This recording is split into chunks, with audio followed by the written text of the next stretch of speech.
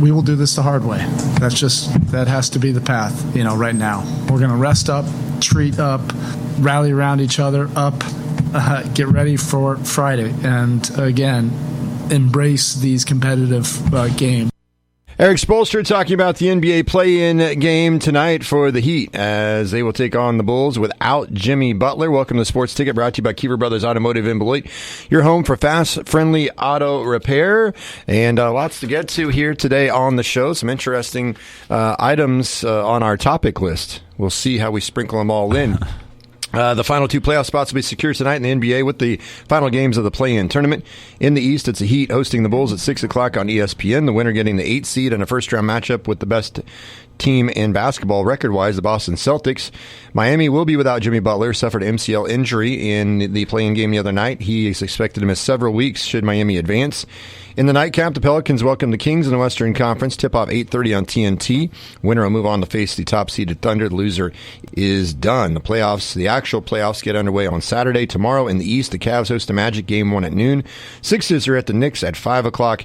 That's a battle of the 7 versus the 2. The Knicks have home court there. In the West, the T-Wolves welcome the Suns at 2:30. I think that'll be an interesting series. The T-Wolves are 3, the Suns are 6. But the Suns are loaded with stars, and the T-Wolves have a guy that may take the league by storm. He's already a really good player, Anthony Edwards. May become the best player in the league here in a few years. And at 7:30, defending champion Nuggets host the Lakers in Game 1. All those games coming up tomorrow. Learn more. Go online, NBA.com. Coming up, another boys basketball coach is stepping down in North Central Activities Association. Are there any coaches left in the league? College hoops, Bill Self wasn't joking when he said that that'll never happen again as he has hit the portal hard.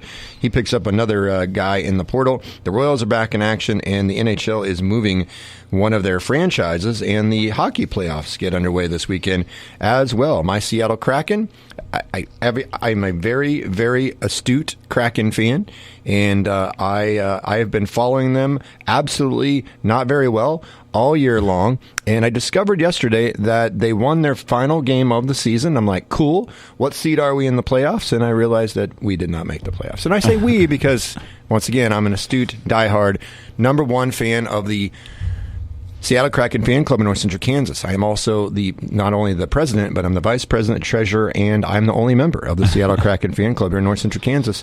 And I just discovered that my Kraken will not be in postseason play after making a great run last year in their second year of existence. So disappointed by that. So I guess I'll look up and see who is in the playoffs so I can share with you, the diehard hockey fans out there, about all of that. But first, we hand it off to Dusty with some local sports. Yeah, quite a bit actually going on locally here. Spring sports all crammed into about a month and a half, so a lot goes on during these months and weeks. So the Beloit Golf Invitational yesterday, Beloit winning their home invitational with 362, 20 strokes better as a team than Smith Center, who finished in second at 382. Sacred Heart third, Osborne was fourth. Individually, Jennings Sloan of Beloit took first place, 85 on the day.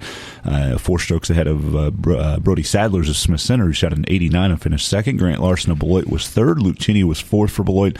And Dawson Lance of Osborne finished in fifth place. You can find the full results for the Beloit Invitational at ncksports.com. Baseball on Thursday. Games moved to Salina as Beloit split. They split with Southeast of Saline. They had a good lead in the first game of 5-2, but Southeast scored 7 in the bottom of the fifth and won 9-5 in the first game. But Beloit getting a 9-0 shutout in game 2, as the Trojans are now 9-5 on the season. Beloit Trojans and 4-2 in the NCAA here this season. I just want to chime in here. Okay. So I was there at that game, and Beloit played really well, and then the wheels came off in the bottom of the fifth inning. They just made some errors, so forth. That happens from time to time. Second game, they shut them out 9-0, and Beloit Athletic Director Kyle Beisner made me stay up all night long looking up this little nugget. He said after the game was over, when was the last time Beloit shut out Southeast Saline in baseball? Oh, wow. And I'm like, I'm going to try to figure this out, don't well, you? You asked. And he started laughing. And I said, I'm just going to notify you. I hope your phone is turned on at 4:30 in the morning when I call you and tell you what the answer is. But the funny thing is, I didn't look it up. I haven't done anything on that. And I slept very well last night. So nice try, Kyle. But maybe, if I have time, I may still try to look that up. The problem is, our records only go so far I know. back. So I don't know if it's even within the records happened. we've had. Yeah. I don't know if it's happened, to be honest with you, since we've been here. Because they've always got it pretty good baseball team. Yes. Southeast does. So. Yeah, and all they do score 1 run to avoid being shut out. Exactly. You know what I'm going to say? I'm going to act like I did all my research. Kyle, it has never been done. Never been done as far as my knowledge is First time Beloit's ever shut out Southeast-Lehigh in a baseball game at the varsity level. That was the first mistake. Just run with it. People will believe it. People they believe anything. If you say, if people believe just put anything, it on the internet. Don't even say it, and then they'll really believe it. If you put on the internet on like established resources like Twitter and Facebook, everybody knows that everything you read on there is true. So I'm going to go ahead and post it there. Then I will read it from Twitter and Facebook on the air, claim that is the source, which it would be, and all you got to do is you got to just say something with strong enough conviction for people to believe it. And in some cases, you don't even have to. You can be actually joking and pulling somebody's leg, and they'll believe it. Yeah. And that's called being gullible. But I do not know for sure if Beloit has ever shut out Southeast-Lehigh in a boys baseball game at the varsity level in high school or not. But I slept well, and I did not look it up. So sorry, Kyle. Yeah. I'm sure Kyle was up all night wondering when I was going to get in touch with him. But he probably was. Yeah. But Beloit hasn't beat Southeast-Lehigh very often in baseball, and so getting a split was still good. But they really probably should have won both. Mm-hmm. On the softball side of things, Southeast got the sweep of Beloit there last night. That was actually in Gypsum as Southeast won 7-2 in the first game and 14-4 and 6 in the second game. Lady Trojans have had a tough schedule here this year. They're 8-5 and 4-2 in the NCAA so far this season. Other baseball games yesterday: Kinsley sweeping Sylvan Lucas Lincoln 8-6 in the first game and 15-4 and 5 in game 2. And Sylvan Lucas softball was taking on Republic County at home. Republic County won the first game 11-5. And Sylvan Lucas took game 2 10-9. So that's a look at what happened yesterday. Again, full results and schedules at NCKSports.com. The Beloit softball team back on the field today, hosting Plainville this afternoon at 4 o'clock. And also in track and field, the Kaiser Relays at Osborne today at 3 o'clock. Lakeside, Osborne, St. John's, Tipton, Rock Hills, Thunder Ridge, Southern Cloud, and Sylvan Lucas competing from the area there. And then the Smith Center Beloit teams will be at the Phillipsburg Invitational at 3 o'clock this afternoon in track and field. And the Beloit track and field team this afternoon features our Athlete of the Week from NCKSports.com and Cunningham Fiber, as Beloit senior Ashlyn Knight has been named our Athlete of the Week. She's excelled in track and field so far this spring, bringing home a combined 9 medals from the 4 meets so far throughout April. She's claimed 6 gold medals, 3 individually, 3 on the 4x100 meter relay team, and also has 2 silver medals and a bronze medal to her credit. This past Tuesday at the Belleville Lions Club Invitational, Knight brought home the gold in the 100-meter dash in the upper division girls race and also helped the 4x100 meter relay team to a gold medal. Tuesday, April 9th at Smith Center, she accomplished the same feats, winning the 100 and helping the 4x1 to a season best time of 51.74 on their way to the gold. And then she also took first place in the 100-meter dash at the Clay Center meet on April 2nd, her season best time of 12.99. She claimed second in the javelin at that meet as part of the also as part of the 4x100 meter relay. They took second place, and her other medal this season, a third place finish in the 100 at Concordia on April 4th. So Ashlyn Knight, again, a solid start to the season, and she is our NCKSports.com Cunningham Fiber Athlete of the Week this week. If you would like to know more about the Athlete of the Week, you can visit NCKSports.com. And yeah, one final local note. The exodus that we talked about of boys basketball coaches in the North Central Activities Association, as Minneapolis will have a new boys basketball coach next year. Brett Rolfs of Ellsworth resigned earlier this week, as did Bryson Flax of Southeast of Saline, and now Minneapolis coach John Darrow stepping down after 24 seasons coaching at Minneapolis. He spent the first 15 of those leading the girls team, and for the past 9 years he's been the boys coach there at Minneapolis. Tyler Henry of Salina Post reported this first, and he said that Darrow's actually going to finish up the school year and he's retiring. So not just resigning, but he also retiring from his teaching positions. So Minneapolis will be looking for a new coach. Darrow compiled a record of 75 and 114 in his time there with the Minneapolis boys program. The best stretch was a 42 and 21 mark from 2018 to 2021. So again, John Darrow stepping down at Minneapolis as the boys head coach. Coach Darrow's always been very, very professional, very easy to get along with. Coach Darrow's been one of my favorite coaches outside of our immediate, coverage area that I've talked with over the years, and so wish him nothing but the best of luck. This is a Sports Ticket brought to you by Kiever Brothers Automotive in Beloit, your home for fast, friendly auto repair. I'm gonna talk about this, and you may say, well, does this really pertain to sports? It does. It does. It's not fully sports, but it does. But I think we have a little bit of time to talk about it. And then coming up here in a little bit, we'll talk about KU and Bill Self and what they're doing with the transfer portal. And we'll talk a little Royals baseball and some hockey as well. But if you didn't hear earlier on our news this morning, after much discussion, various meetings, and much consternation, the Beloit USD 273 school bond issue and vote came to a conclusion yesterday. Question 1 on the ballot included for voters to consider was a new ag center, a renovation and expansion of Woods Construction Tech, HVAC replacement elementary, junior, senior high schools, a new stadium press box and restrooms at an estimated cost of $16.2 million, which would be funded by a $13.5 million levy increase over 25 years. Unofficial results from the Mitchell County Clerk's Office for the following. For question 1, there were 2,248 votes that were cast. Yes votes only got 37%, 823 yes votes. No was 63%, 1,425. So overwhelmingly resounding defeat there for question 1. Question 2 was even worse. Question 2 on the ballot could only pass if question 1 passed. So when question 1 failed, there was really no need to count anything on question 2, but they did anyway, because that's what they're supposed to do. Mm-hmm. Question 2 on the ballot, and this is where the sports ties in for the most part. Question 2 on the ballot included for voters to consider was a junior, senior high school locker room renovation, football field, turf, track resurface, tennis court resurface. Estimated cost of $3.8 million, which would be funded by a $3 million levy increase over 25 years. Unofficial results from the Mitchell County Clerk's Office are the following for question 2. 2,241 votes were cast. Only 29% of those votes were yeses, 644 total. 71% of those votes were noes, 1,597. So it's back to the drawing board or whatever the school district is going to do moving forward. I think that's the first question when you see this being voted down. And it's not even close. And it surprises me from this standpoint.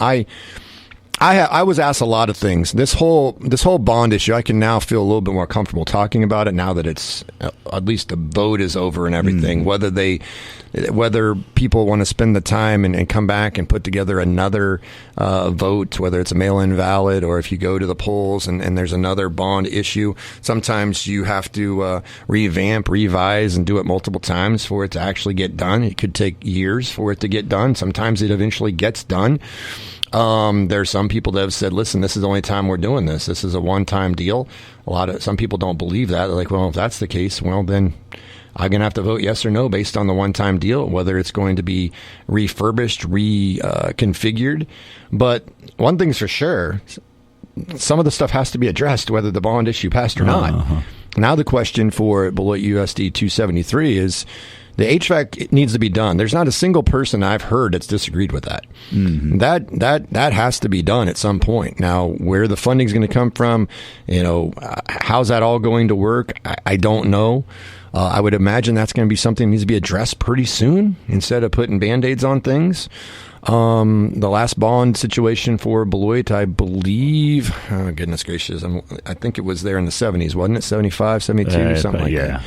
And I don't know the exact year, but it was in the 70s. And people talk about the new school. They say, they cut out the new school. It was built in 75. Yeah. It's not, listen, if that's a new school, I'm new. I'm a newborn. And I was born a year later, 1976. So I've had, and I know you probably have too, but me probably more so than you because I live in Beloit. Uh-huh. And I've got kids that go to Beloit, and full disclosure, my wife works for the school district in Beloit. So I had people like, well, why aren't you doing this with this? And why? Because, you got people on the no side that are like, why don't you do more of this? And as a radio station. And from the yes side, I really didn't hear too much, And it was like, listen, first of all, I can go ahead and give you my opinion. We have a staff of 2. You can call this excuse all you want, but we do have a life. And for crying out loud, every night I have a freaking baseball practice or game. I don't even have any time to do anything for myself, let alone go cover a meeting where people are upset with each other, pointing fingers at each other, accusing people of things.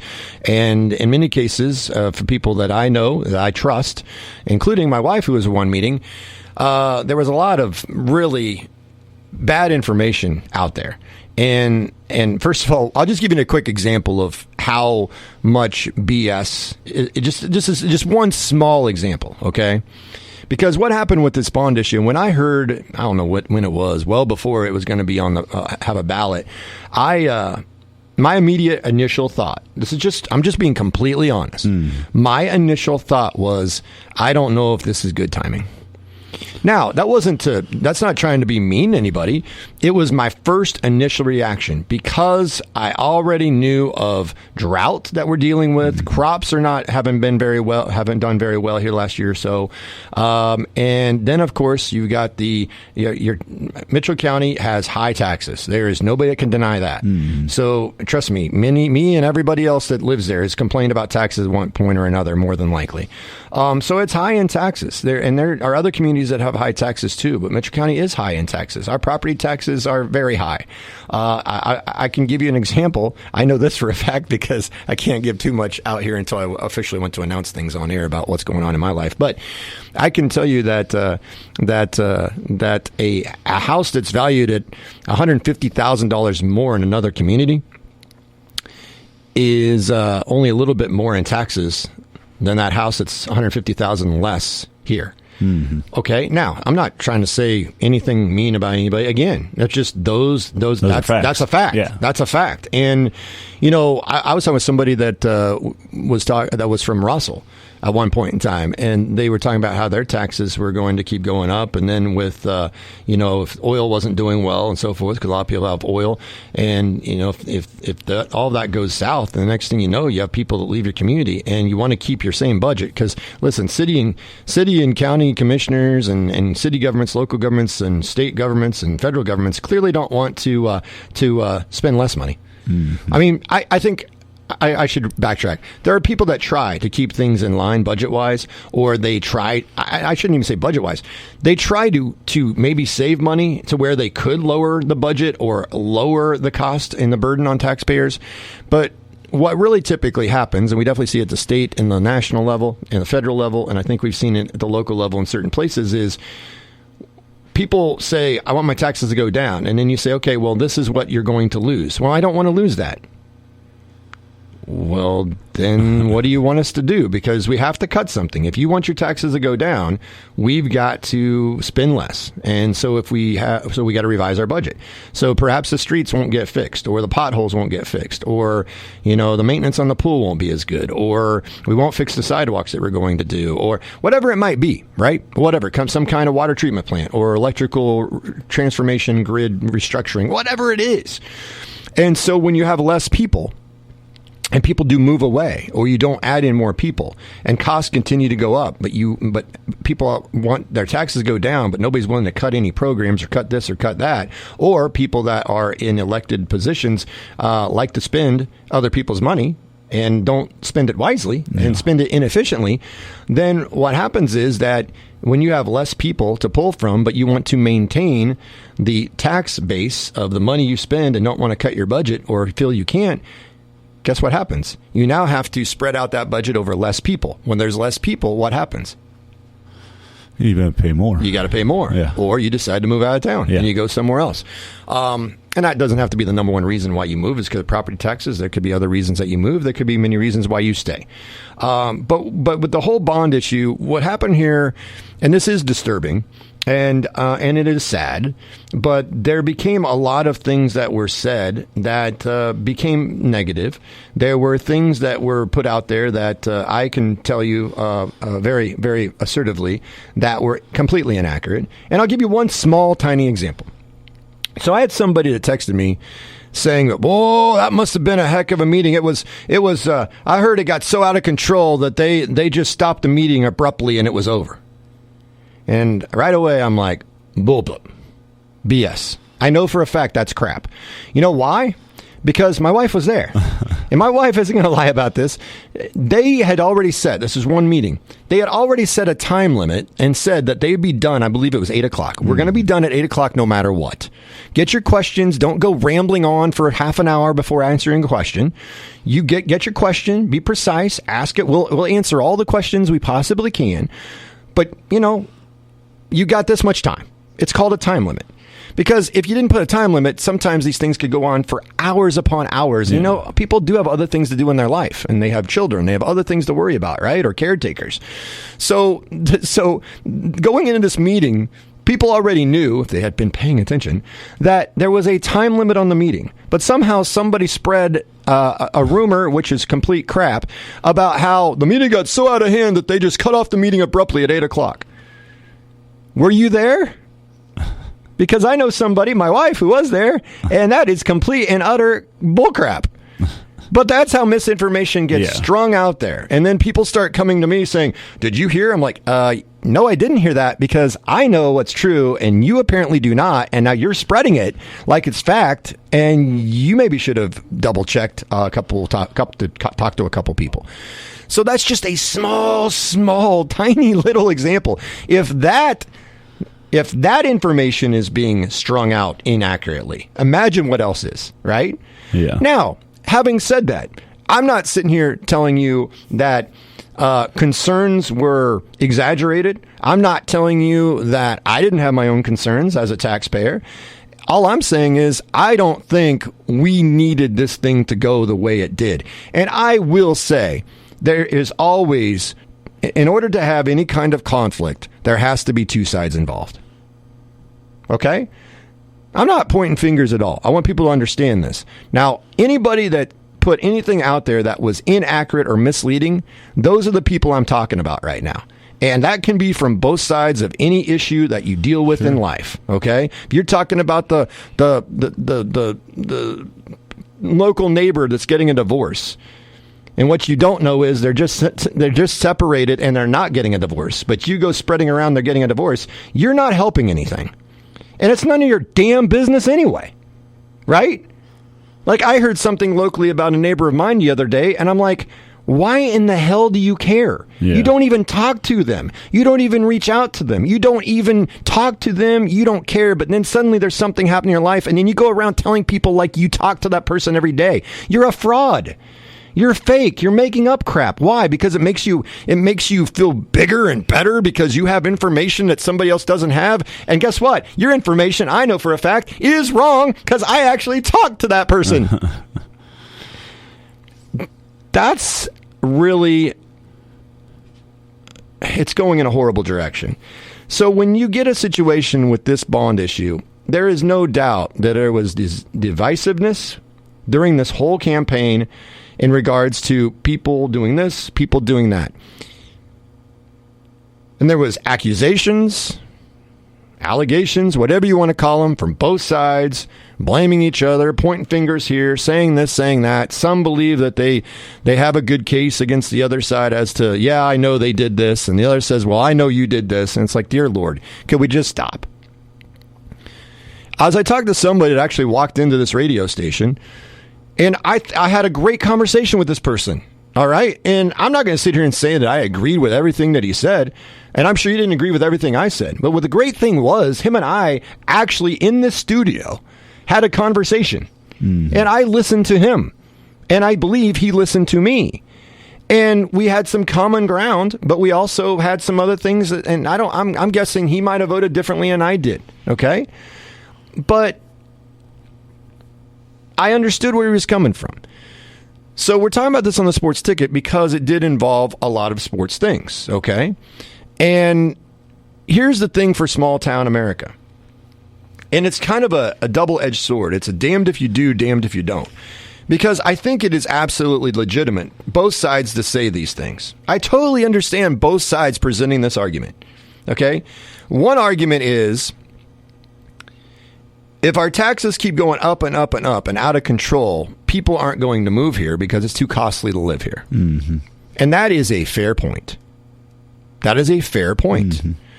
The flip side that the other side can argue, probably the people that were for the yes side, could argue and say is, okay, you may be right about that, but if you don't reinvest in your schools and you don't fix the infrastructure and do this and the HVAC system or whatever else, if you don't do these things with your school and just let them fall apart and get dilapidated, or you put Band-Aids on everything, you know what the first thing most families look at when they are thinking about moving to a town? What's the first thing they look into? School system. The school system. So I understand the one side saying, well, I don't want higher taxes and I'm not for this. And our high taxes are already keeping people from not moving here. Okay? And that might be true to a point.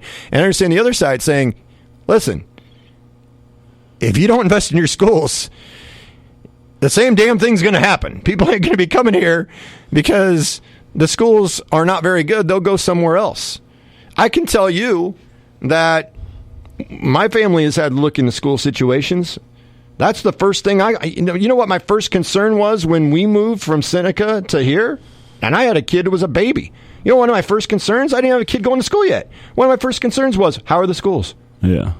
And now even more so because my kids are older. So it's a double-edged sword because I get why this side says, well, if you don't invest in the schools, people may not come here. And I understand other people saying, well, if you keep raising our taxes, and that's going to make it harder for people to come here, and it's going to be harder for people to buy houses, harder for people to invest and do this and start businesses. Listen, you know, both sides can be right. That's what I want to get across. Both sides can be right. Both sides can be wrong on various things as well. Mm-hmm. But there was a lot of misinformation out there, or people spreading misinformation. And then there was also some other things that I didn't think was handled quite right on both sides in regards to how some of these things were out there. And I have a right to that opinion. And you can sit here and go, oh, no, he's tearing down. No, I'm not tearing down anybody. I'm just sitting here as a taxpayer, all right, that lives in Beloit. And this is just a small example. Like I'm talking about the Beloit bond issue, but there have been many bond issues with school districts here the last few years across the state of Kansas. In fact, this has happened for years. And there was one in Ellis. And if you've ever gone and seen their facilities, they may need them just as worse as others. Got voted down. Mm-hmm. Shot down.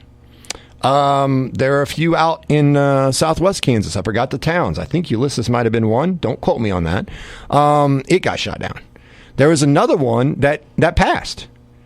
If you go east, Silver Lake, just last November. So this is only a few months ago.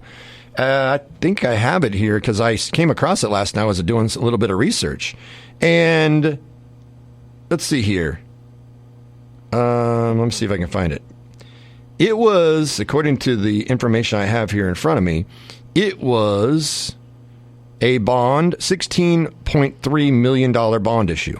The Beloit one was 16.2 for question 1, 3.8 for question 2. So that was going to be 20 million total if both passed. Silver Lake was able to pass theirs. Now, they did it in a little different way in regards to, obviously they had different needs, so forth and so on.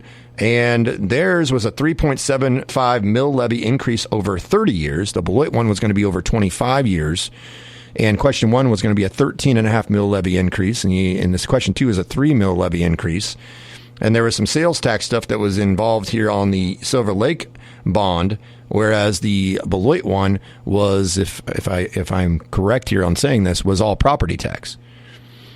So there's different ways, and I don't know all the details as to, what is the best route to go from a bond perspective, if what you can do from a sales tax perspective, a property tax perspective, a combination of both. I don't know any of that, but I do know that Silver Lake passed theirs.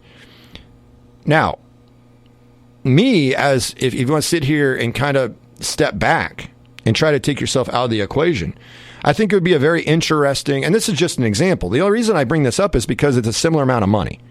Okay? Mm-hmm. But I'm sitting here and I'm wondering to myself, what did Silver Lake do? And why were they successful in getting theirs passed? And why was Beloit not successful and, by the way, not even close to getting it passed?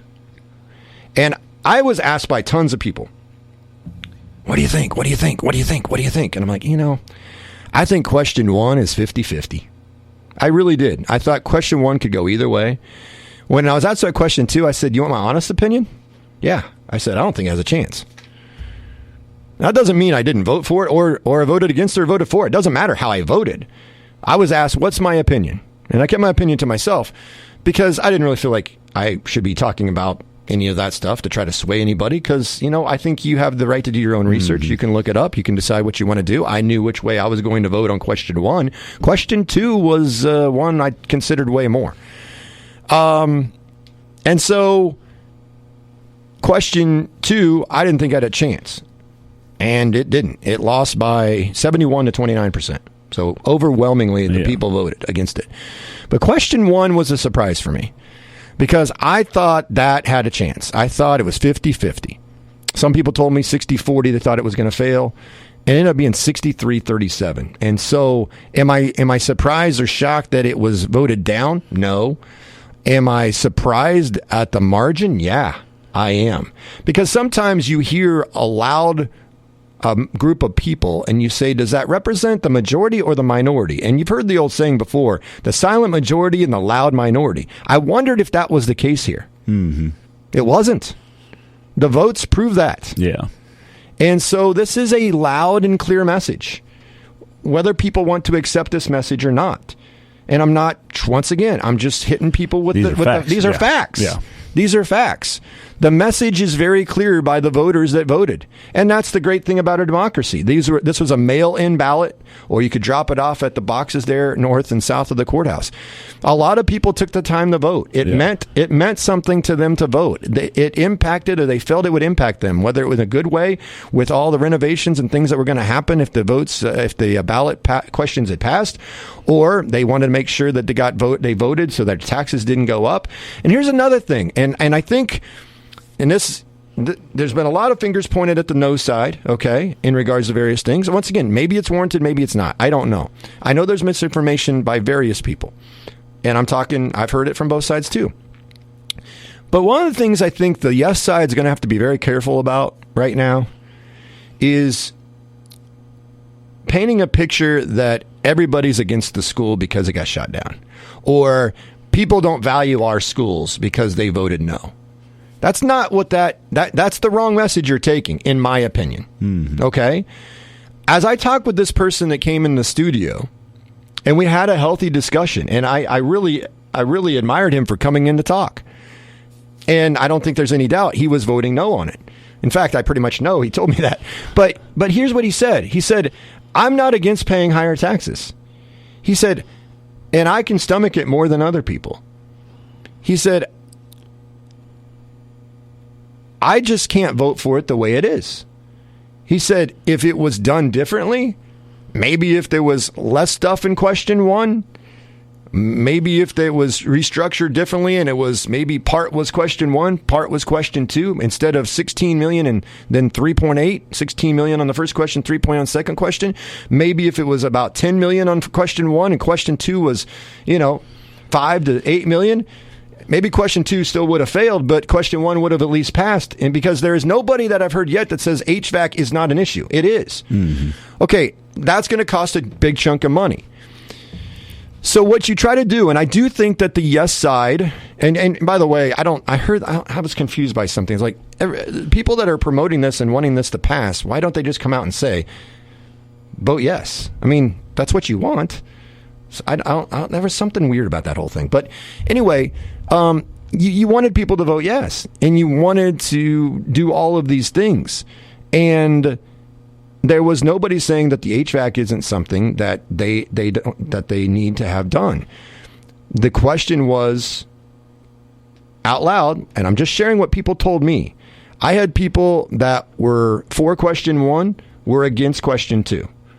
I had people that were for parts of question one, and were going to vote question one, but still had the reservations about part of what was in question one. Yeah. And I had people that were for parts of question one, in particular HVAC and even the ag shop, but had a problem with some of the other stuff. And of course, ultimately, the biggest problem for some people was, how much am I going to pay? Mm-hmm. And so some of the people I talked to, they told me, they said, listen, there is a misconception that we are completely against everything that the school is trying to do. That's not true. We just feel like it's too much to bite off and chew right now, based on the economic situation. Obviously, we've dealt with inflation. There's already high taxes and the timing. If you had bumper crops the last 5 years, record crops, I think the morale would feel better. Oh yeah, I think maybe you would have had a better chance. But And if somebody says this was bad timing, and I said when I very first heard it was going to go out there, I thought, I don't know about the timing. But in fairness, I'm just sharing openly with you.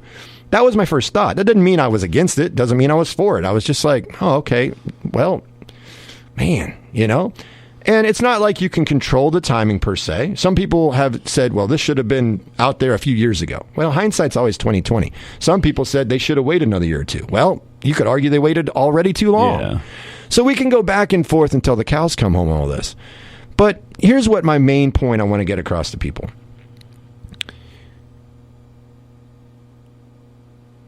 Each one of us has a right to cast our vote, yes or no.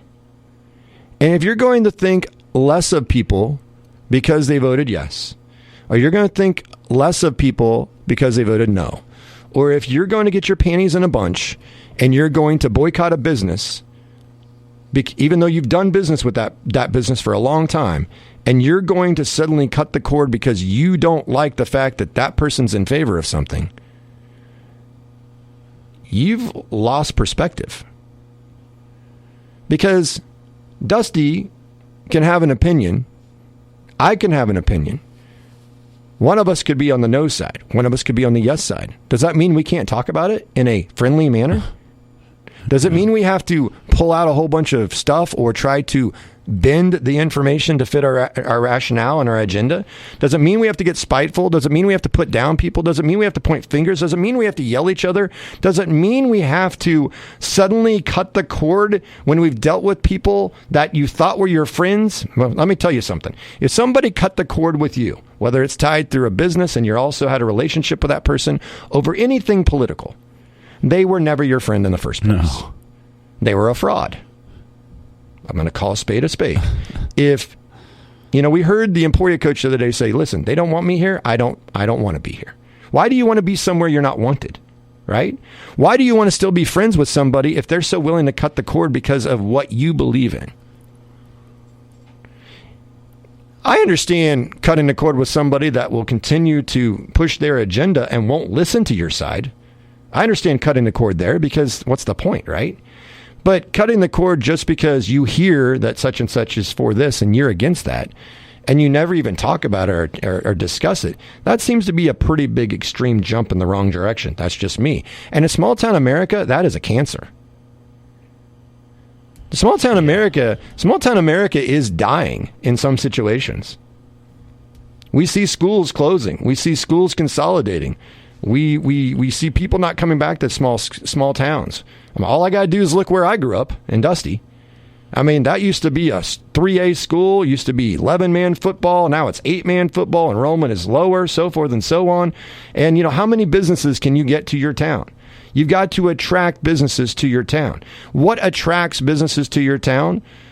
There can be all kinds of factors. What attracts people to move to your town? Well, opportunity, right? Part of the opportunity is obviously a job opportunity, but other thing is if you have a job opportunity, let's say it's in Beloit, Osborne, Smith Center, Downs, Lincoln, Sylvan, it doesn't matter where. If you have a job opportunity and you have another one to consider, a couple job opportunities, what do you need to do? You need to weigh the pros and the cons. You need to go say, okay, is this a town I would want to live in? Or, oh, this town has higher taxes. This town's much lower. I can get a house for much cheaper here for the same amount of house and land as I can get over here. I pay double. Or here I can go and I've got lower taxes and I think this school is just as good as the other. Or the school might not be quite as good, but I save so much in taxes, I'm going to go this route. Or I can get a house that might cost me a little bit more, but you know what? It's going to be worth it because the schools are way better in that town. These are all things you think about when you have opportunities. You weigh the pros, you weigh the cons. At least you should. And sometimes the con can be your school is falling apart. Sometimes the pro can be your school is pretty kick-ass awesome and they've renovated a whole bunch of stuff and they are at least ahead of the curve. And a con can be my taxes are too damn high, and a pro can be, man, my taxes are lower than most people's. All of that stuff can be true. Yeah. But I think the underlying message for me in regards to, and there was other things that are thrown out there. There were some people that like, they just want field turf. Jesus Christ. Field turf was part of question 2, which was not part of question 1. But yet people throw on social media that it was all about the field turf. It's like, man, can't help you. I mean, just read the information. It's not even the first thing on the list. It's down further on the list. And you know what? You could still vote question 1 and quote down the field turf on question 2. There were people that were riled up about the cost of press box or the number that people found. And I understand that. Shoot, I sit in the press box every time I do a game at football, or Dusty does for track and field. Does that press box need some adjustments? Oh, there is no doubt about it. That is a walking time bomb in regards to the stairs and everything else. It should. Hey, I'm just going to be quite honest again. That should have been updated, fixed, renovated a long time ago. And I think at some point it will. I mean, it will have to be. It might not be to the level that people wanted it to be, but there can be a fix for that to make it better that won't cost as much as what people have read about. Will it be as nice as you want it to be? No. At the same time, when you put together all these numbers, they have to make sure there's enough on this bond that gets passed to cover all the things and all the projects. So they did shoot high on the numbers, because if you shoot too low and this thing passes and then it costs more to do these things, you've got a big problem. Yeah. So they did shoot high on the numbers. And that's part of the whole bond process. I don't have all the answers. I don't know enough to tell you all the significant details of this or that. I will say this. I appreciate all of the people that worked hard, that spent a lot of time, that didn't get paid for it, volunteers. I appreciate all the people that fought for this bond. I appreciate them doing what they did, because you know what? My kids go there, and I appreciate them trying to do what's best for the kids and for the school. Doesn't mean I agree with everything that they said. Doesn't mean I disagree with everything they said. But I appreciate all of them trying to make this happen. Okay?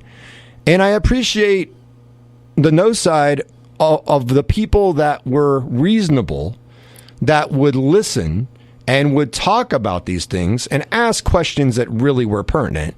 And I appreciate both sides if they did their research and handled things in a civil manner. I appreciate them. I appreciate all of those people. If you did a lot of research to say, listen, this is a really bad idea, we need to go back to the drawing board, that this is not what we should be voting on. It should be a scaled down version or a different combination of version. You know what? You can get that across without screaming and yelling. Okay? And, you know, I will say, you know, they tried to put out as much information as possible on the yes side. I call it the yes side. People say, well, kids, you know, whatever. We know that what they wanted, obviously. So, because that's what it comes down to, is yes or no. You're either going to be for it or you're going to be against it. There's really no black and white on that one. There was no maybe box to check. Okay. Maybe contingent on, if you take this out of question 1, I'll vote for it. No, it was yes or no. Pretty simple. Check the box yes, check the box no. And that's how your voice can be heard. And as I talked with this person that came in the studio, he said, you know, we don't have to be yelling and screaming at each other. We don't have to have this horrible political discourse that we see across our country. He goes, why can't we talk about it like civilized people? There's no reason we can't. And if we know each other well enough, why can't we sit down, have a beer, and talk? And I thought, you know what? You're so right. Yeah. But yet, so many people, and there were people, once again, on both sides of this issue. And I think it happens in many situations. This is just the example I'm using. It was the local one with Beloit. It can be any school bond issue for the most part. Now, there's extenuating factors, and you could call it complications. I don't think there's any doubt that you having 2 schools in Beloit made things a little more complicated. I don't think either side's going to argue about that. And if you do, wow, I don't know what to tell you.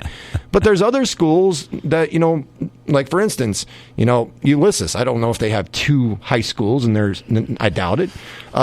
Silver Lake, I know, doesn't. No. So maybe that was part of why it was easier to pass, was that you don't have another school to, you know, and I don't want to say this in a bad way about the other school, because you have your right to, you know, you live in a town, you have 2 schools. Your kid can go to this school, your kid can go to that school. That's your prerogative. Do what's best for you. And if you feel like you're not going to benefit by your taxes going up to pay for something that you don't think you're going to use, you have a right to vote no. You know, we go back to the pool. The pool was built in Beloit. I thought that was something that needed to be done. I was a staunch supporter of that. Now, I still, to this day, and I know the original plan was to be off the highway, and it should have been. But in order for it to get passed, there had to be a bit of a compromise, and that was to keep it down at Chautauqua Park. And it has been terrific for my family and kids. We saw way more people start to come to the pool because it was actually, we updated it from the 1920s. But that did cost money, right? And still is costing money. But it was something I think you needed to do to have an attraction for young people to come to your town and families. Schools, entertainment, things to do. You know how many times I hear my kids say there's nothing to do? I bet everybody has that. Oh, yeah. You know what else I hear? There's nowhere to eat. No, there's actually, Beloit's got quite a few places to eat compared to towns their size. It's just that you get tired of the same options over and over, which I do too. I get it. Who wouldn't? Who wouldn't? It's just the way it is. Right. You hope there's hey, there's a new restaurant. Let's check it out, right? I got tired of eating at McDonald's on my lunch break every time when I was in high school, but it's like it was.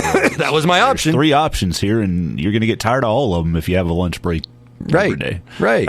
So I understood why people voted against the pool, because for instance, if you're an older person, had no kids or grandkids that lived here, why did you want your taxes to go up? I would understand. Now, maybe you understand the bigger picture. You want your town to stay vibrant and so forth and so on. But there are some people who voted against it because they're like, there's nothing in it for me. I'm not going to go to the pool, which I get. You know, if you had an initiative to build a new golf course and you never golfed, why the hell are you going to vote for a golf course? Now, if you sit here, and Seneca did this when I was up there, they built a golf course, and they were like, hey, we're going to get a lot of property taxes, a lot of houses are going to go up in and around this golf course. And now look, 17, 18 years later, it's a successful golf course. There's a lot of houses that are there. Somebody had a vision, and you know what? That's helped that community without question. But there are people that were against all that, and why wouldn't they be? If they didn't want to buy a new house, they didn't want to be out there, and they didn't care about golf, why the hell would they be for it? And I get it. You know, there are things that I voted against that I don't think I would benefit from. And maybe that's being too selfish. Maybe you should be going like, well, I might not get to go to the pool. I might be too old to do the pool. I am tired of giving up more of my taxpayer money, but I want a safe place for the kids to go. Or I want people to bring in their families so this community continue to thrive and grow. Another way of looking at it is, I'm going to die in 5 years anyway. So I don't care what happens to this town, right? There's so many different ways you can look at things. But at the end of the day, this is what's the good part about our democratic process, all right? We live in a democracy. Thank God we live in a country, and I hope to God it doesn't change. Or if it does, I hope I'm 6 feet under. Is that we were able to vote. I was able to vote. Now, there are some people I understand. And if I'm wrong, somebody can correct me, but there's some people that taxes would be affected that have farm ground or agricultural land that were not able to vote, if I understand it correctly. Now that, to me, does seem unfortunate. I could understand some frustration there if I had at least I have a voice of voting, but if I didn't, I can understand that frustration, if that's all true.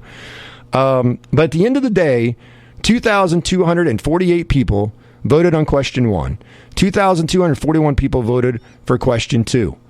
And the yeses were 37% on question 1 and 29% on question 2. The noes overwhelmingly won this thing by a landslide. 63% for question 1 was no, 71% for question 2. So now the question is this. Where does not only Beloit and USD 273, where do they go from here in regards to addressing the issues that they need fixed? But this is not just excluding. This is not inclusive of just Beloit. These are issues that every school in small towns and even bigger towns too, but in small town America, every school is going to deal with this at some point in time. It's inevitable. You're going to have to upgrade your infrastructure. You're going to have to fix things, and things are not getting any cheaper, as we all know, right?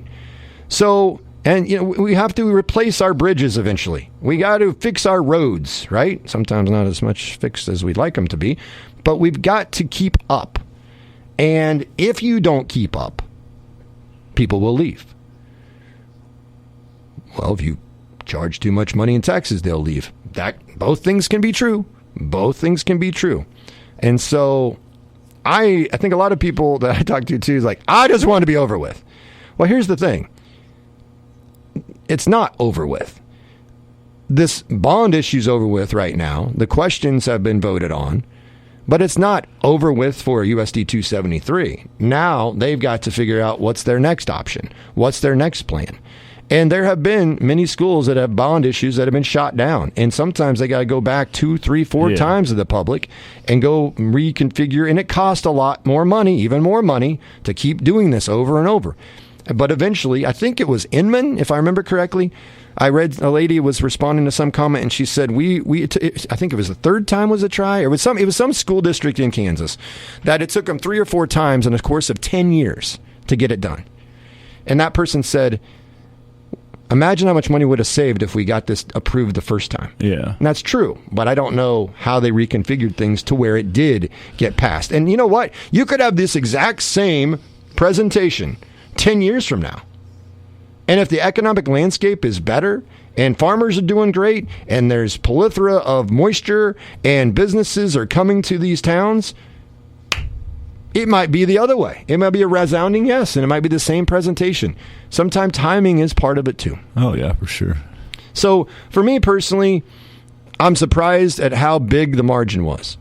I feel for those that put in so much time and effort to get these questions passed. And I appreciate those people for doing all of that work because they didn't have to. And the fact that they did means they really cared about what they were trying to accomplish. And I appreciate everybody that took the time to vote and go have your voice be heard by mailing in your ballot. And I appreciate all the people that did things in a civil way. For those of you that lost your minds and were not civil, I can't say that about you. And only you know whether you were in that realm of civil or uncivil. But the one really bad thing I took out of this whole situation, and once again, it's not just our area, I'm sure it happens everywhere, is the divisiveness that some of the things cause, some of the friendships that are strained or even ruined or done, or maybe were never friendships in the first place. Those are the things that bother me. Am I really upset that this thing didn't get passed? I'm not super upset about it. I will tell you, full disclosure, question 1, you can yell at me all you want. Question 1, I voted yes. Okay? Question 1, I voted yes. But let me tell you something. People may just assume that I immediately said yes as soon as they're going to put it on the ballot. No. Yeah. I've talked to Dusty about this. Everybody researches stuff if they're doing it the right way. I was like, I want to learn more about it, and I did feel like some people that maybe there would have been, maybe if it was put together a little bit, different things with question 1 and question 2. Sure, I thought like anybody else that we could do this or do that. You're always going to get second guess. It's like a coach. A coach gets second guess. Anybody that puts anything together, especially if it doesn't succeed, you're always going to get second guess. Hindsight's 20/20. It's the easiest thing to do in the world is revisionist history. Like, we should have done this. We should have done that. Well, yeah, but you can't change it now.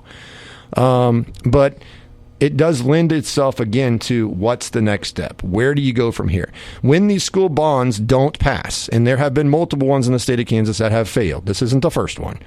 Do you go back to the drawing board and put something else together and have another ballot and question or questions? Is it a go to the polls? It is a mail-in ballot? What time of year do you do it? Do you wait a year or two and let things calm down? Can you afford to wait a year or two? Or do you say we're not doing this anymore? That was our one shot. We tried it, and now you got to go to plan B or C, which is what? Fundraising? Okay, I know how much the HVAC costs. That's going to take a lot of time to fundraise that money. At least I believe it will.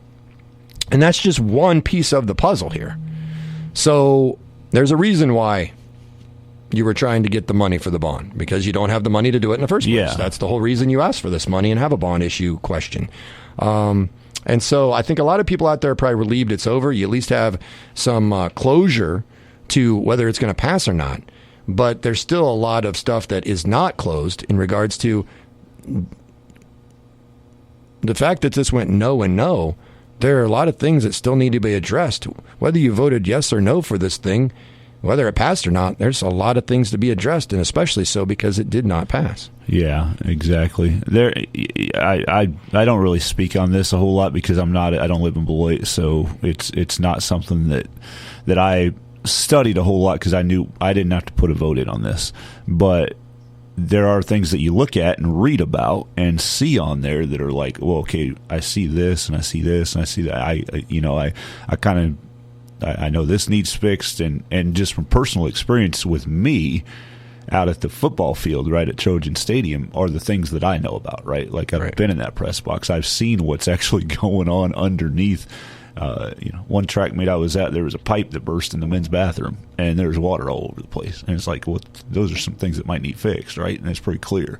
And so those are the things that I know about, that I know, need some fixing. There are some other things that I think like anybody else would be like, well, what do you need to have that on there for? But again, I don't speak much on it because I don't live in Beloit. It's not my community. It's not, I'm not the one that's voting on this. And I really do believe, and like you say, if there are people that are affected property tax wise that don't live in Beloit, then there's an issue there. I agree with that. But there's some of that stuff that I've not done enough research to know if it's true or not. Right? Like there's some stuff about property taxes all over the county that I read, but I don't know if any of that's true. So I don't comment on it. Right? Like I don't go into it, and I'm not going to.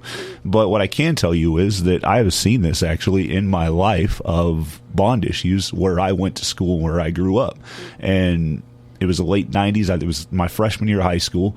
In Waukeeny, they had a bond issue to build an entire new school. It was going to be out where the if anybody's familiar with Waukeeny, it was going to be out where the Veterans Cemetery is right now in that area. Right, I don't know if it would have been the exact same spot, but it was going to be in that area.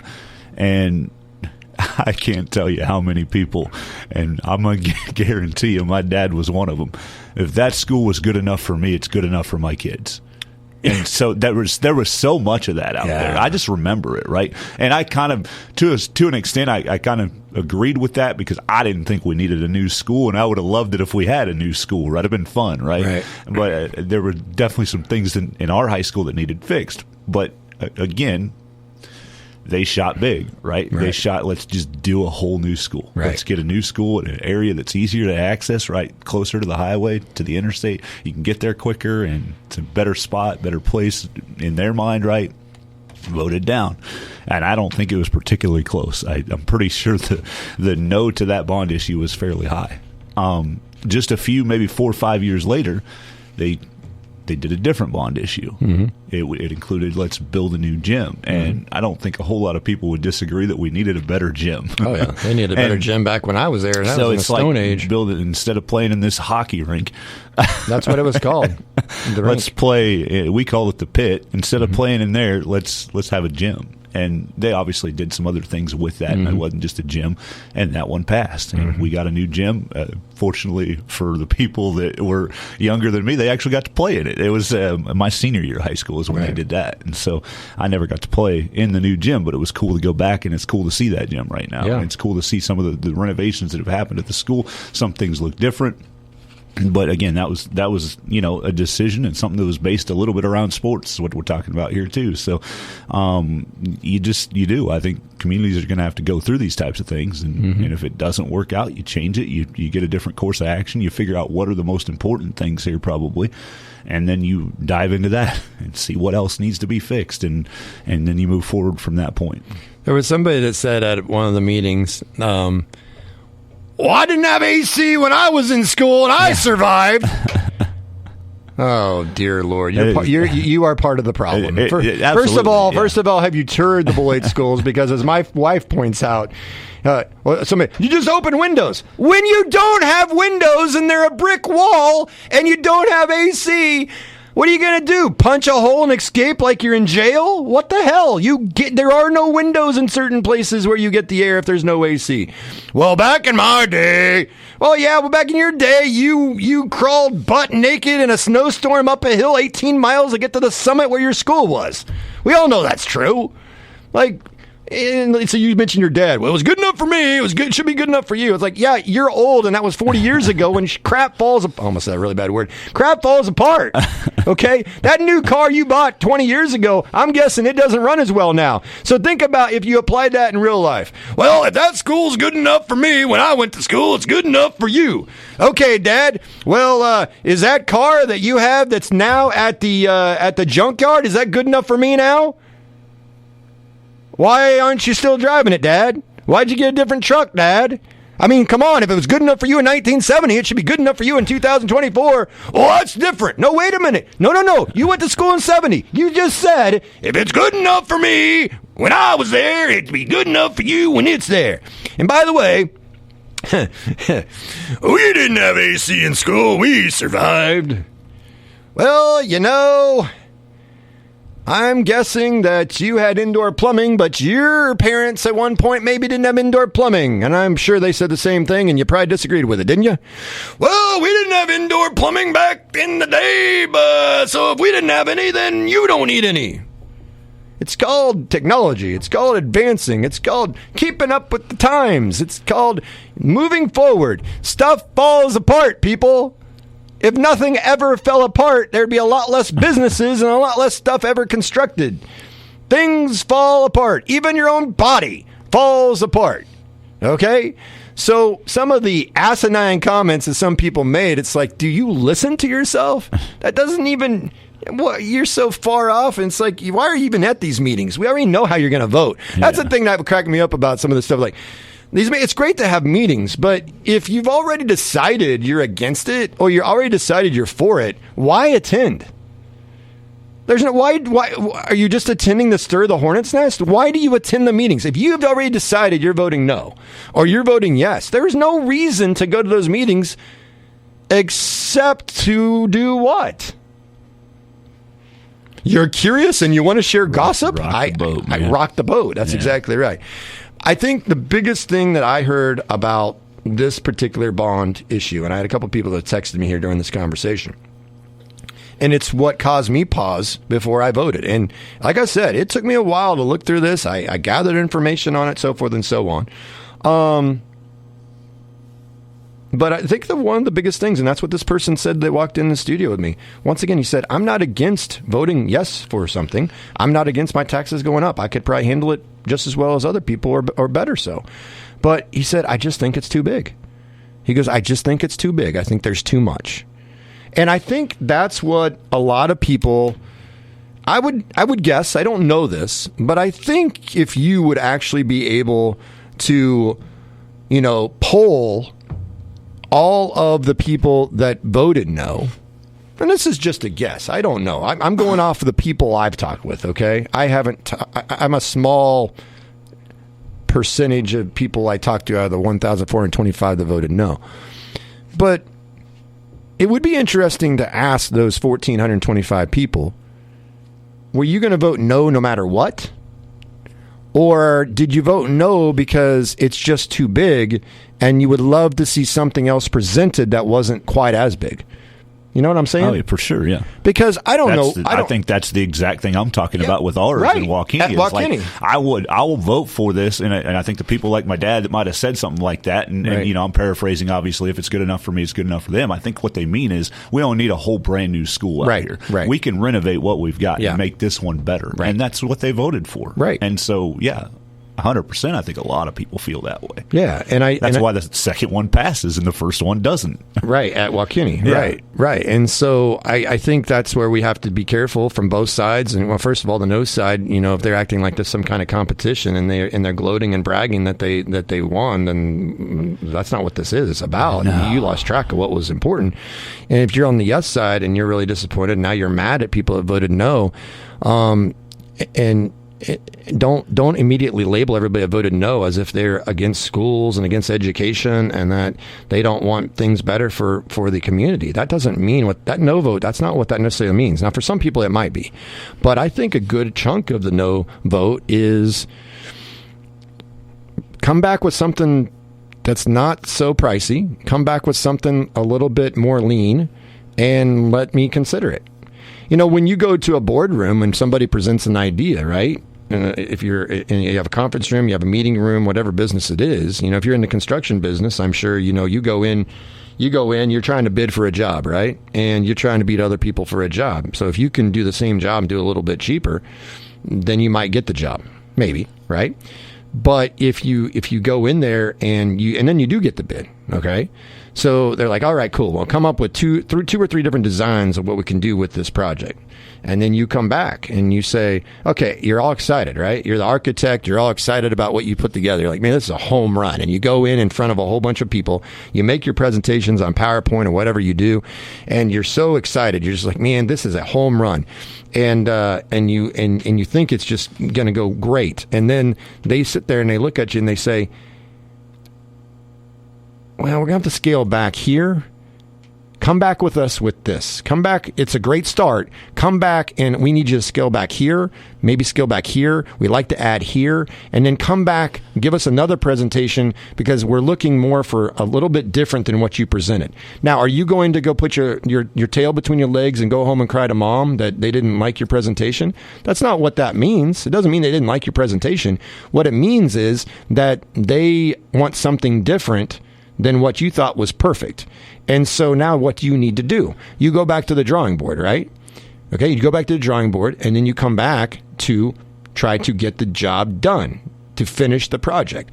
And so you may come back and say, okay, I've made this change, and I got this. Hey, that's terrific, but there's one more thing we need you to do. Oh, hell, I got to go back a third time? Yeah, you do. If you want the job, you do. So you go back a third time. You make this, you come back, and they say, that's exactly what we want, but our budget has changed. Oh, hell, I got to go back a fourth time. So you go back, you do this other stuff because now you got to cut back and figure out how I can fit the budget. Okay?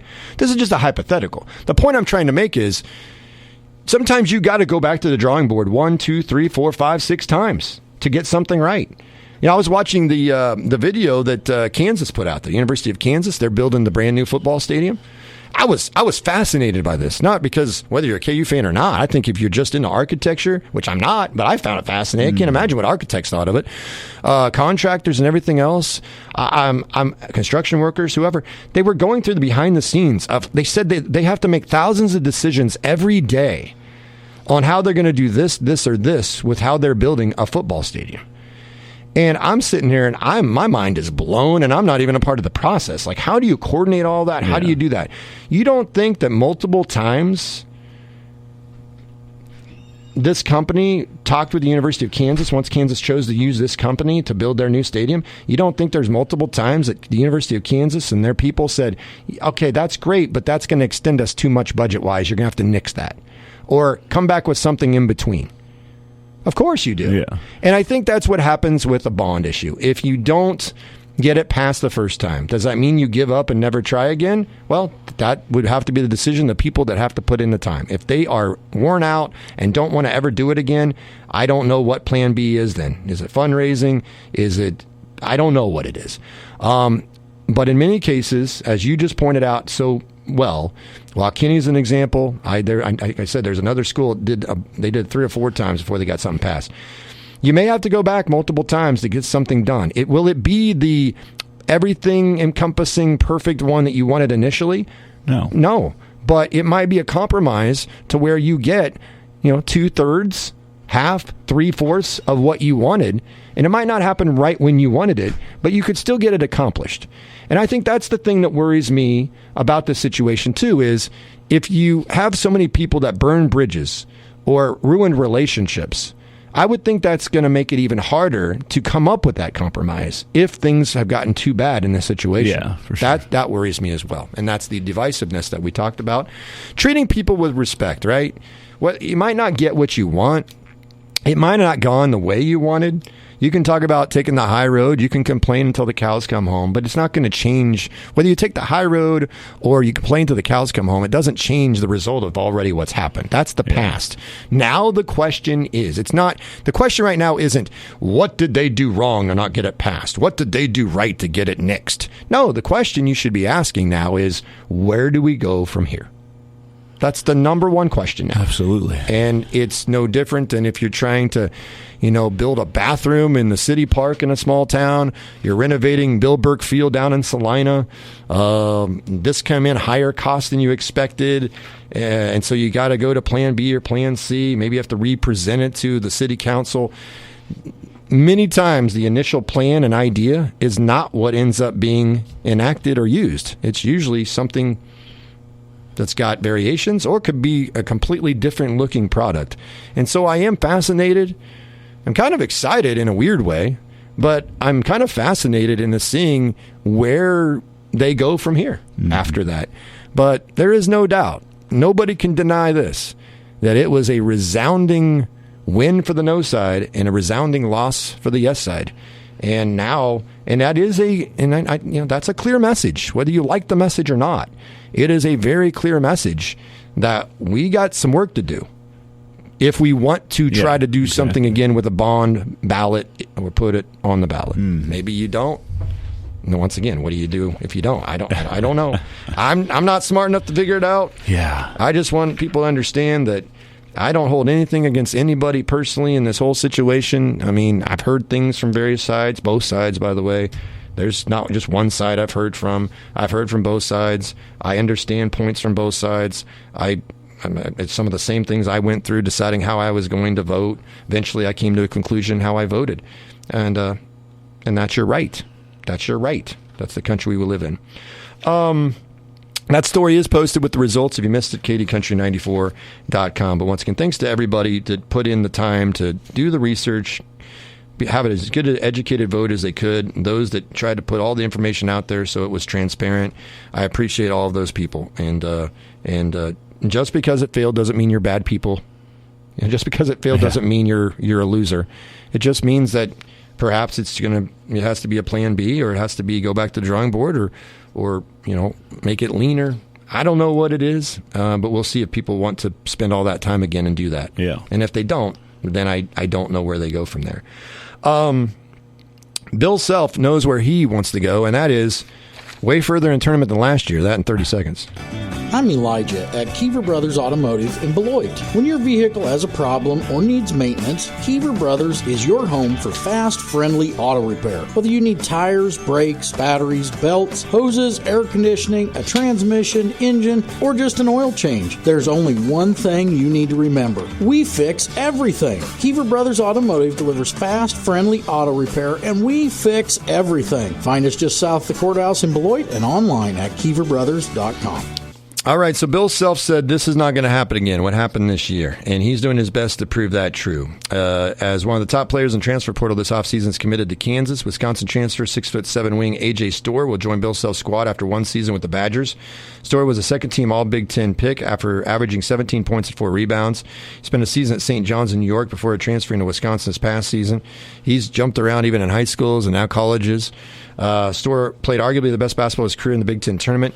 He led Wisconsin to the tournament title game. 30 points in the quarterfinals, 20 in overtime upset of Purdue, who went on to the national championship game, 24 in a loss to Illinois. He had back-to-back 28-point efforts against Michigan State and Nebraska. After a season in which KU lacked consistent shooters and playmakers on offensive end, Coach Bill Self has completely revamped the Jayhawks perimeter group already. Storr is a third transfer addition for KU. He joined South Dakota State and Summit League Player of the Year Zeke Mayo, Florida's Riley Kugel as well. Mayo was a Summit Player of the Year, as I mentioned. He averaged 19 a game. Kugel has NBA-level potential. The Jayhawks still remain in the mix for Alabama transfer Rylan Griffin, who played in the Final Four this year, is a good player, and they could still return All-American center Hunter Dickinson, who has 1 year of eligibility remaining. I go back to the last time we had Brian Haney on the show after KU was eliminated in the tournament, and I asked him about the portal, and he said, shooters, shooters, shooters, shooters, and more shooters. Yep. And they're not done. I think they're going to add another one. And the other thing that Brian made very clear is that he expects Dickinson back. There's nothing indicated that he's going to leave. So, this story, if he chooses to return. I don't know if there's a deadline for Dickinson to make that decision. I'm sure there is at some point. Yeah, but he's not going. If he's not going to the NBA, he doesn't. No, he's not. If he's not going to the NBA, then he's either transferring to another school for 1 more year, or he's staying at Kansas. Yeah, and I'm sure there's a deadline on that. But from all of my sources, Dickinson will be part of this too. So this Kansas team now, once again, I know last year it was like preseason number 1, and then you had Arturo Morris dismissed, and you had this issue, you had that issue. Johnny Furphy could still come back if he doesn't like what the draft people tell him. He could come back, and you're like, okay, well then Kansas, do they really need to find another shooter if Furphy comes back? Well, you don't know. And then if you go get another shooter, and then Furphy does come in, does one of these guys they picked up say, wait a minute, we thought Furphy was gone, now I'm out again. Marcus Adams changed his mind multiple times last year. So maybe you don't even get these guys you think you do, because one of them might change their mind if Furphy comes back. I will say this, though. The happiest person on the KU basketball team, in my opinion, with these pickups has to be DeJuan Harris. Yeah. DeJuan Harris is not an offensive player. He's not a guy that's going to score. And he was in a position this year where he kind of needed to increase that, improve that, and he's just not that type of player. And that's not meaning he's a horrible kid. Doesn't mean he's a horrible player. He's an outstanding player, but he's a pass first. He's a old style, prototypical point guard. Distribute, set your teammates up, great defense, get steals, make good passes, occasionally shoot the open shot, occasionally drive. Now he won't have as much pressure because he missed a lot of floaters this year, and I think it's the pressure he put on himself. And how could he not? He's going to be more relaxed. If he has guys, he can kick it to Zeke Mayo, Riley Kugel, AJ Storr, and Johnny Furphy if he comes back. Dear Lord. I mean, Harris could just have an unbelievable year next year because he's got more around him. All you got to do is look back. They won a national title. Harris had a heck of a year. He had some guys around him, didn't he? 2 first-round picks. And David McCormick was pretty good, too. Obaji and Brown are first-round picks, and Brown's doing very well with the Nuggets. And now, last year, he didn't have as much talent around him, didn't have good outside shooters, and Harris struggled. It goes hand in hand. Oh, yeah, for sure. Yeah. So, I mean, you got to have dudes. If you're that kind of point guard, you've got to have people that can help you out. Right. That's just the way it is. We're not all going to be I compare a lot to Tony Parker, right? Because he was one of those that was young and came out and could do a lot and actually was a score first type of guy. And then you've got your DeJuan Harrises that are going to need other people to step in and step up. And if you don't have that, then he definitely, you could tell, was putting pressure on himself and taxing last year. No question. After having yesterday off, the Royals are back home tonight. Start a 3-game set with the Orioles. Both teams are in second place in their respective divisions at the moment. Royals are 12-7, a game behind the Guardians in the Central. The Orioles are 12-6, half game behind the Yankees in the AL East.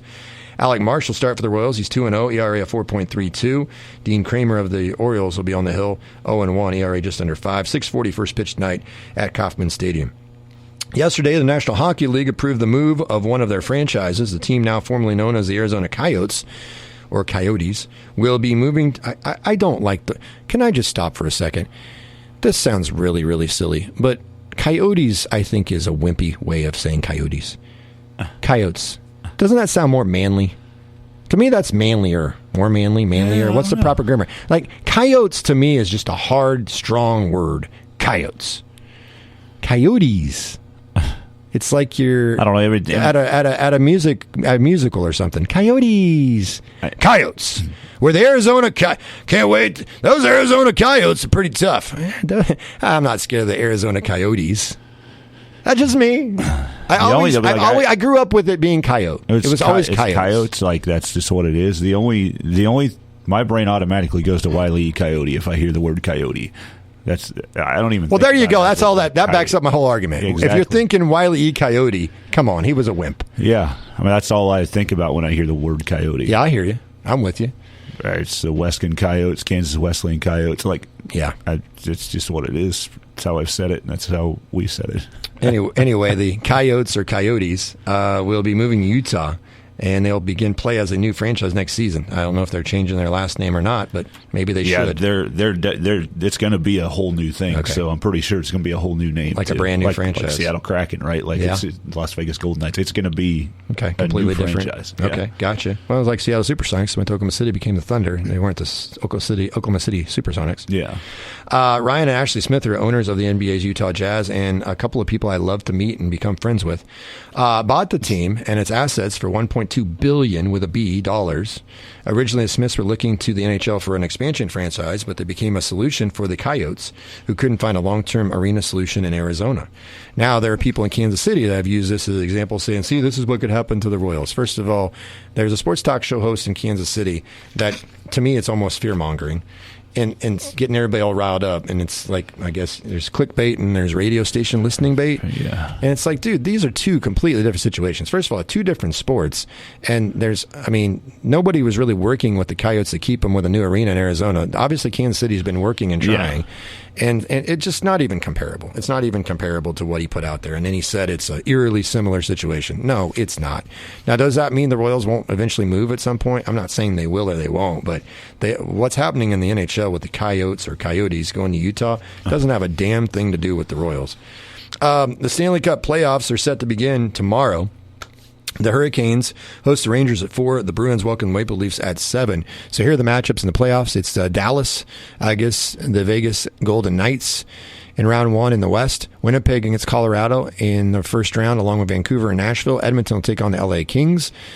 On the eastern side, Florida against Tampa Bay, the Bruins of Boston against the Maple Leafs of Toronto, the Rangers of New York against the Washington Capitals, and Carolina Hurricane take on the New York Islanders.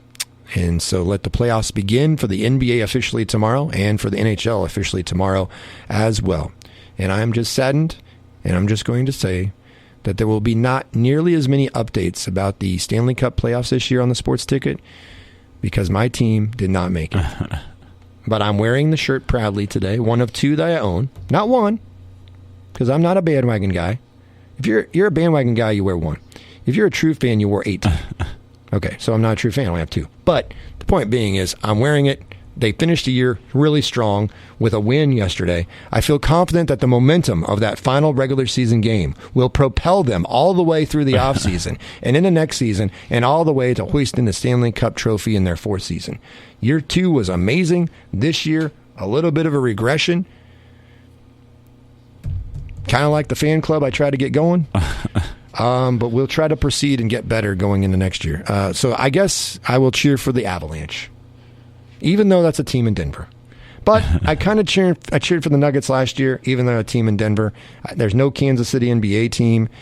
There's no hockey team. So I think reluctantly I'm going to cheer for the Colorado Avalanche, although they won it a few years ago. Do you have a dog in the fight? Do you have anybody that you kind of like, hey, or you just say, I want the team that I'm betting for to win? Non-reluctantly, you don't bet on hockey for nobody. You don't bet. You don't do the FanDuel app with the over/under for goals in a period in hockey. I've never done a hockey wager in my life. Darn, man, you need to start doing that. Like everybody knows that the smartest bettors in sports gambling bet on things they know nothing about. Yeah. This is your opportunity. You just said you don't know anything about hockey. This is your chance. Okay, take the Knights and put all your money and everything you own on them to win the cup. You won't regret it. As I wink to, negate what I'm trying to say. No, don't bet that money. No. I'm a Kansas City Scouts fan. Okay. All right. Rock on. Who are no longer in existence even when I was born. Yeah. Oh, That's how I feel about the NHL. I get that. If you're a Kansas City Kings fan, you should be cheering for the Sacramento Kings tonight in the NBA play-in game. I'm guessing most people will not. All right, so hope you enjoyed the show today. A little bit different show with what we were talking about. Like I said, that bond issue did have a connection with sports and facilities and so forth and so on. We don't expect you to agree with everything that we say on this show. That's, just like we don't expect everybody to vote yes or no. I think that's what you do as an American. You have the right to your opinion. You can voice it. Now, I like to see people voice things based on factual stuff instead of completely out of left field and making stuff up, even though people said exactly what they meant to say, and somehow people heard something completely different and then accuse you of something. No, that's not the way I want to be going here. That's not the way. But if you actually truly listen to what we're saying, I think you understand that we understand why people would have voted yes for this thing. We understand why people would have voted no. And so to be continued with all of that. We hope you have a terrific weekend, and we will talk to you again on Monday. State, regional, and national sports talk on your schedule. The Sports Ticket Podcast. Subscribe via Apple, Google, and TuneIn Podcasts or sunflowerstateradio.com.